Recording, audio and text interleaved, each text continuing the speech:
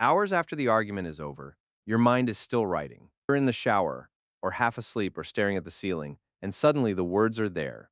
The thing you should have said, the point that would have landed perfectly, the sentence that was sitting somewhere just below reach the whole time you needed it, finally arriving now that the moment has completely passed. Most people experience this as a failure, as evidence that they are slow or flustered, or somehow unable to access their own intelligence when it actually counts.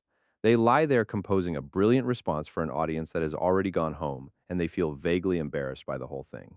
But here's what is actually happening.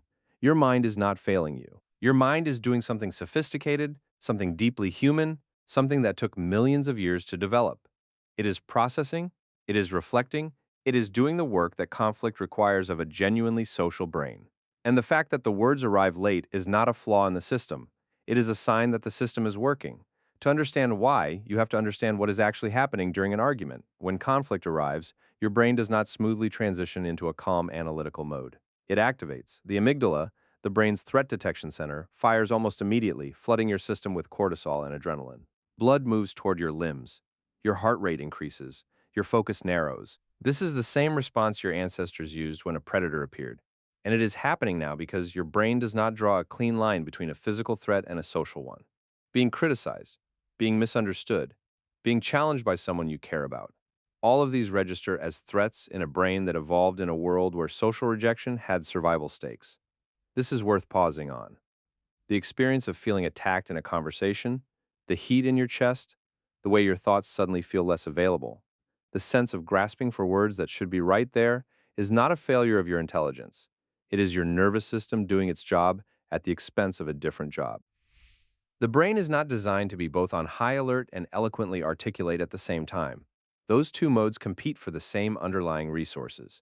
And under genuine social threat, alert wins every time.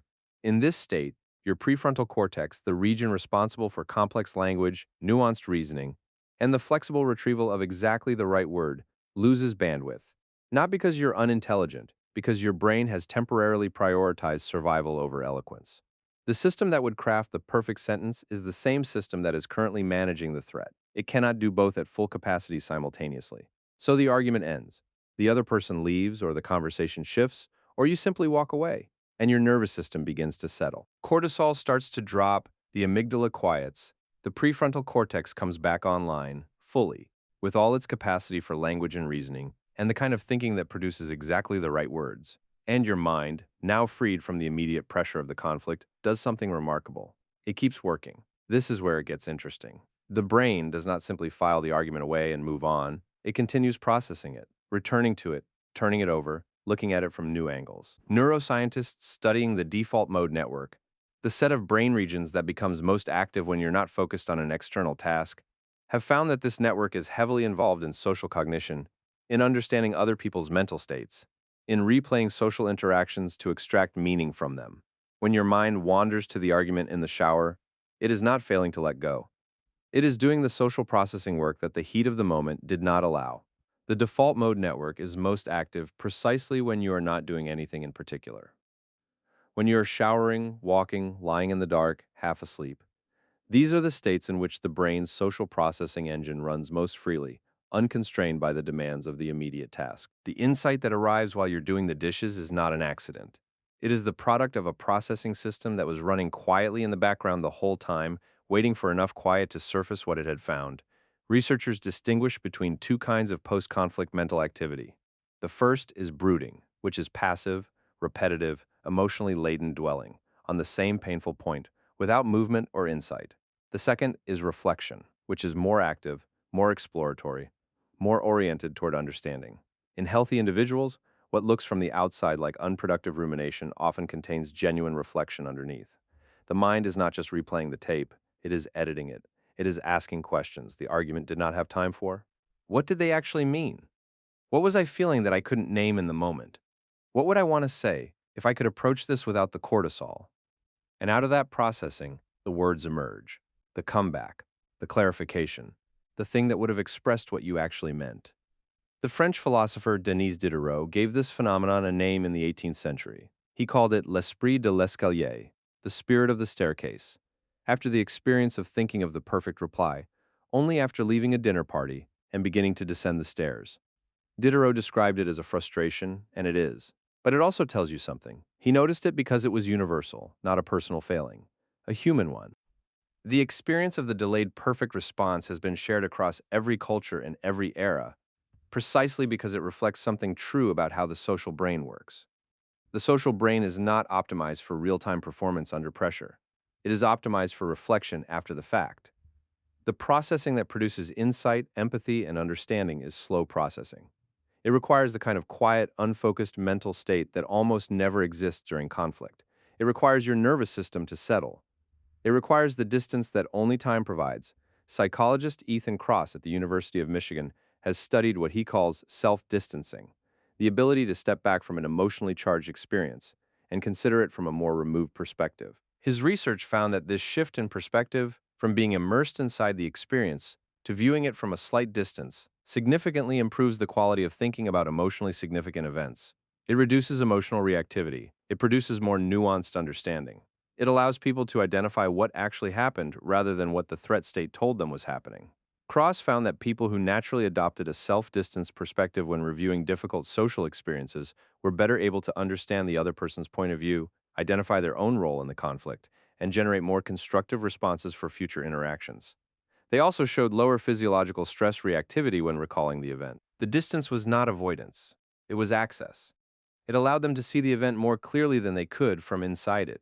You cannot do this during the argument. The argument is happening to you, you are inside it.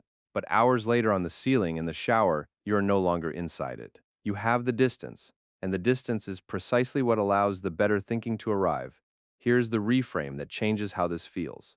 The comeback that arrives hours later is not a sign that you were slow. It is a sign that you were present. You were fully in the argument, dealing with the real emotional complexity of being challenged by another person, managing the social threat, navigating the actual relationship. Your brain was doing what a brain does in conflict. And now, in the quiet after, it is doing what a brain does with experience. It is learning from it, it is working out what it means. It is preparing you for the next conversation. This is adaptive. This is social intelligence operating across time, rather than only in the moment. The people we admire most for their emotional wisdom are rarely the ones with the fastest comebacks. They are the ones who have processed enough experience to speak with genuine understanding when it counts. That processing takes time. The clarity that comes with time is not a consolation prize for being slow in the moment. It is the actual product of a mind that takes social experience seriously enough to keep working on it. There is also something important in the fact that you're doing this at all. The people who never replay conversations, who are never bothered by the argument after it ends, who move on without the mental processing that produces the late night comeback, are not necessarily better adjusted. Research suggests they are often less reflective, less empathetic, and less capable of social learning over time. The willingness of your mind to stay with the discomfort of an unresolved social experience, to keep working it until something useful emerges, is a feature of a conscientious brain. It is evidence that the relationship, or the principle at stake, or the truth of what happened matters enough to deserve continued attention. That is not weakness, that is care. And there is one more thing worth saying about the comeback that arrives too late. Sometimes, in the quiet, after the cortisol has cleared and the prefrontal cortex has had time to run its full analysis, you compose the perfect response and then realize something.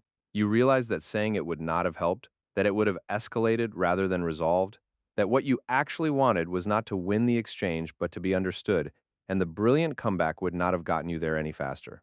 This realization, the one that arrives only because the heat has passed, is perhaps the most valuable thing the late night processing produces. Not the comeback itself.